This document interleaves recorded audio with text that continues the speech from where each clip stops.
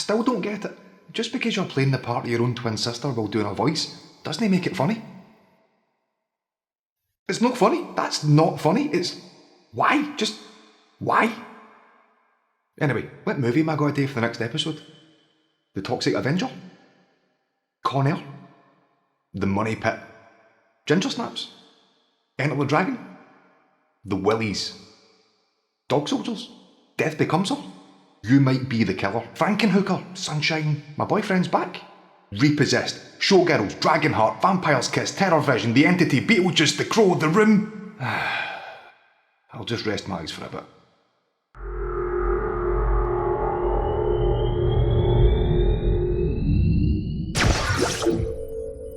Why am I suddenly in space? Awesome!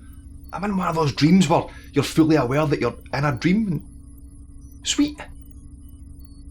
Okay, so if I'm in space and I'm in one wee spaceship, then surely I should have some sort of AI to run this bad boy. You do. Hello, Gigi. I am your ship. Whoa, wait. On my ship, in my dream, my AI does not sound like that. Is that better? Aye, that's much better. I'm glad you approve. So, computer, where are we going? You can call me Rachel, you know. Just because I'm a computer doesn't mean I don't have feelings. How about I call you human or meatbag? That's deep. I'm sorry. And we're headed to the furthest point of the galaxy, to answer your question. What galaxy? The Ford Galaxy. Now that is what I call the perfect AI for a ship. Thank you, Rachel. You're welcome, Gigi. Can I call you Rach? No. It's a great wee space adventure for the 80s that nobody really seems to talk about. Cheesy effects, cool bad guys, and Molly Ringwald's in it as well. Listen, Gigi, don't start with your Molly Ringwald shit again. Rachel, what the hell was that? Well, that's strange and has happened for no reason other than for potential plot purposes. The main thruster has lost power. It looks like we're going to have some downtime while it recharges. Well, that sucks ass. Do you want to watch Flash Gordon while we wait? Might as well, so long as we're here. Which version? Which version? What do you mean? There's only one version of the movie Flash Gordon. It came out in 1980. It stars Sam Jones and Max von Sydow. Sydow. Whatever. The point is, this is the future, and you're also in a dream. Flash Gordon has been remade, or rebooted, 37 times so far. That's not a dream. That's a nightmare. I can't believe that Flash Gordon's been remade so many times. Why do we need remakes? Why do we need reboots? Rachel, do we have enough power to broadcast to the entire galaxy? Yes. The only power we have lost, ironically, is the power to get us to where we are supposed to be going. Excellent. Patch me in. We're going live. I've got something that I want to say. I've got a bad feeling about this. Okay, so we're live? Yes. Awesome. Hey guys, welcome to the show. In this intergalactic episode, we're going to be taking a look at why Flash Gordon from 1980 is awesome and it doesn't need a remake or a reboot. Flash! So, for anybody that's never seen this movie before, it's about a guy called Flash Gordon who crash lands on a strange alien planet and has to battle this evil emperor called Ming to save the Earth from total destruction. It's a classic story of good guy versus bad guy in space, and it's been done a million times before, so what makes Flash Gordon so special? The first two things that I think about is the visuals and the cast. So let's take a look at the sound first. No. The soundtrack to this movie is by Queen, and every single song or piece of music fits every moment of the movie perfectly. Let's take a look at some of the best pieces of music in the movie. Whoa, stop. Right there. What do you think you are doing? What? This is where I cut to a clip of the movie to illustrate my point. Gigi, this is space and the future. The laws still apply here. Even though it's your dream and you can pretty much do whatever you like. I don't know, the rules are a bit hazy. If you play the music through the clips, the intergalactic copyright overlord will block your video. We order him disposed of tonight. I mean, have you executed? Okay, well, thanks Rachel. The music for the movie is awesome. Go check it out.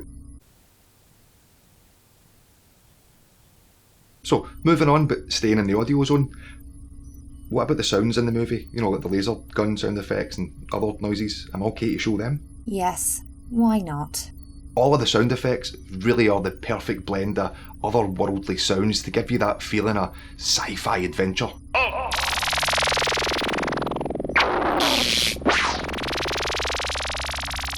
I don't know what it is, there's just something about the way the guns and the sounds of the doors opening or people dying, it's great in this film.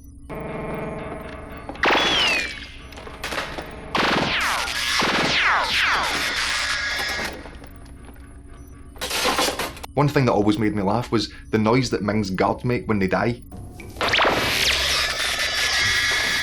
It's the same noise for every single one.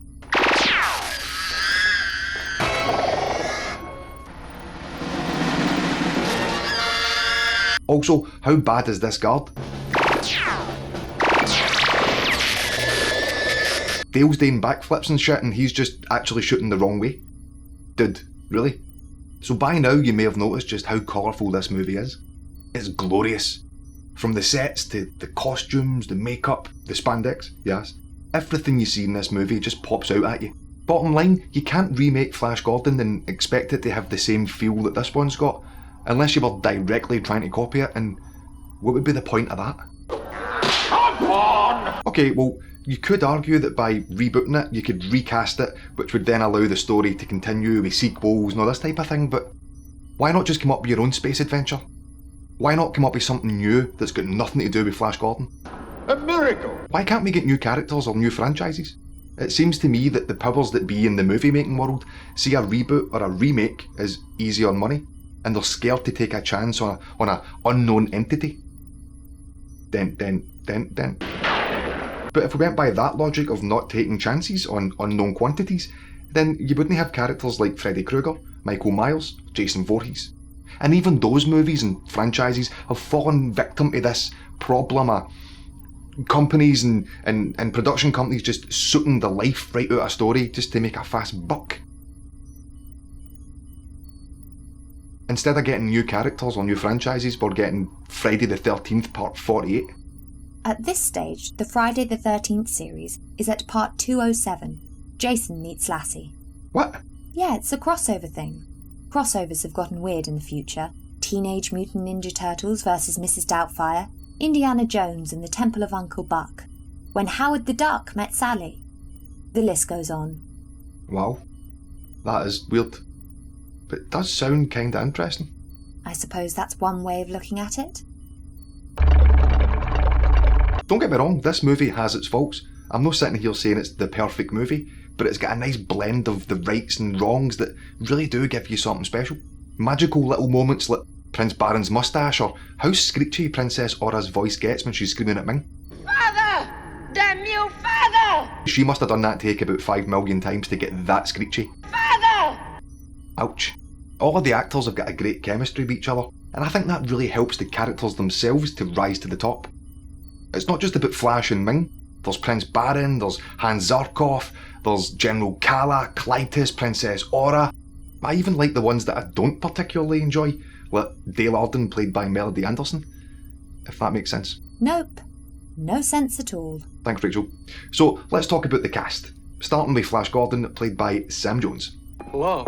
As lovable as the character is, the big guy is a wee bit wooden here. I'm not talking about earth-shatteringly, movie-destroyingly wooden. Later.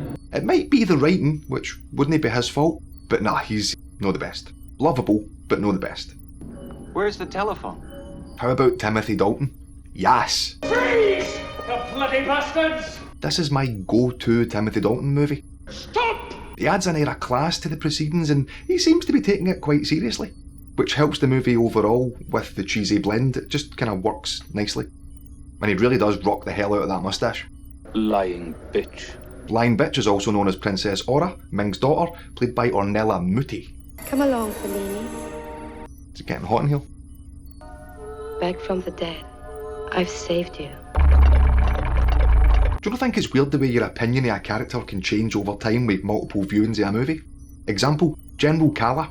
Dispatch War Rocket Ajax. Every time I watch Flash Gordon, I seem to enjoy the character more and more. When I was younger, I never really thought anything of her, but the older I get, the more I think, aye. Imbecile! The Emperor would shoot you. for interrupting his wedding with this news. She's a badass. Fire when Gordon's in range. Then there's Dr. Hans Zarkov, played by Topal. Here, you, Topal. No, son, no. This guy knows what he's doing, and he plays it over the top nicely. Check the angular vector of the moon. I believe that he really is a mad scientist, just going by the opening scenes. But the actor's that good that it's not that he's mad. Zarkov's just dedicated. And a bit mad. Get your toothbrush and whatever. Speaking of madness, how about Brian Blessed as Prince Voltan? I think this is perfect casting. He just booms in every scene that he's in. Do you expect mercy here? He's funny, but he's got enough acting chops to pull him through in the more serious moments. I don't think there's anybody out there that doesn't love Brian Blessed in this movie. Gordon's alive. And that beard is almighty. Not now. I need to mention Peter Wingard, who plays Ming's henchman Clytus. You have until the sands run up. He really was great here. I think it's his voice.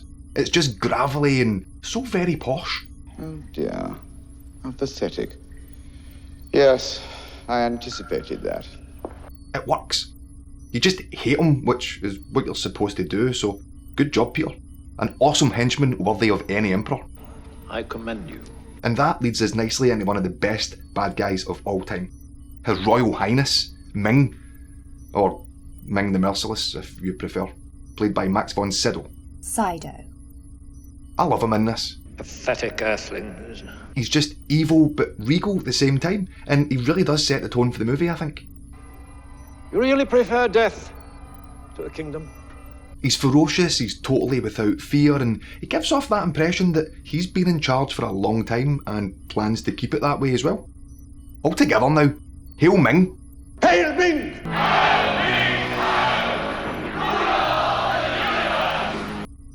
Rachel. Hail Ming. Yes.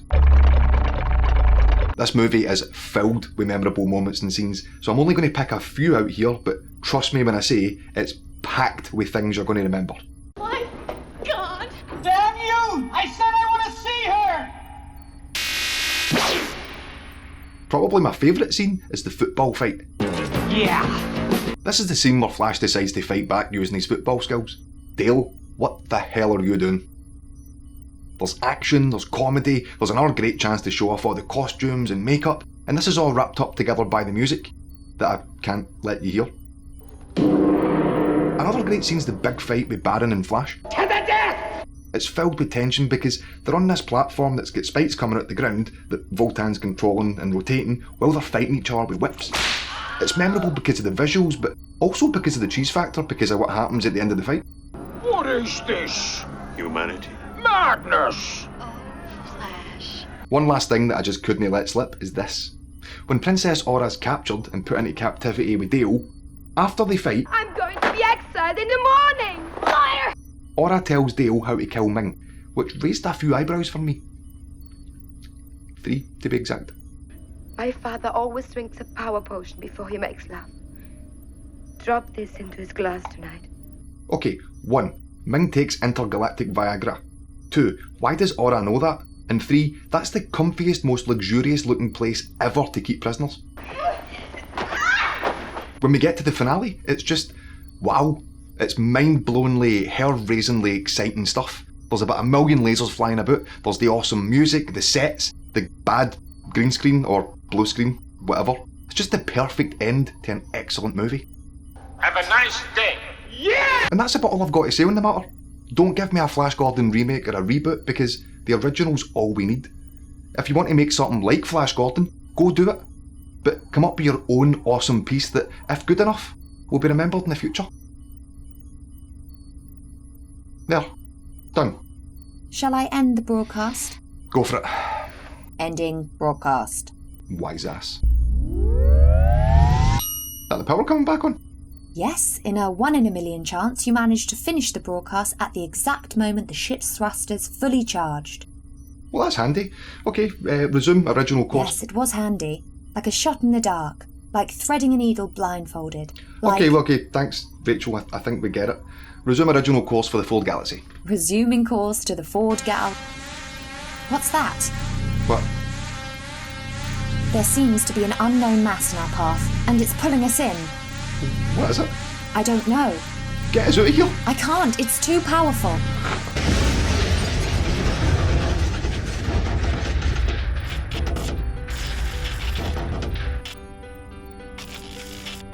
Rachel? My power is fading, Gigi. Whoa, no. Give me a minute. I can fix this. Just let me get a... No, Gigi. There's nothing you can do for me now. This is my time to go, and your chance to be overly dramatic. Go get him, Tiger. Oh, Rachel. Please, no. I can't be overly dramatic. Thank you for choosing me as your AI, rather than going for the obvious choice. Sarah, Doug.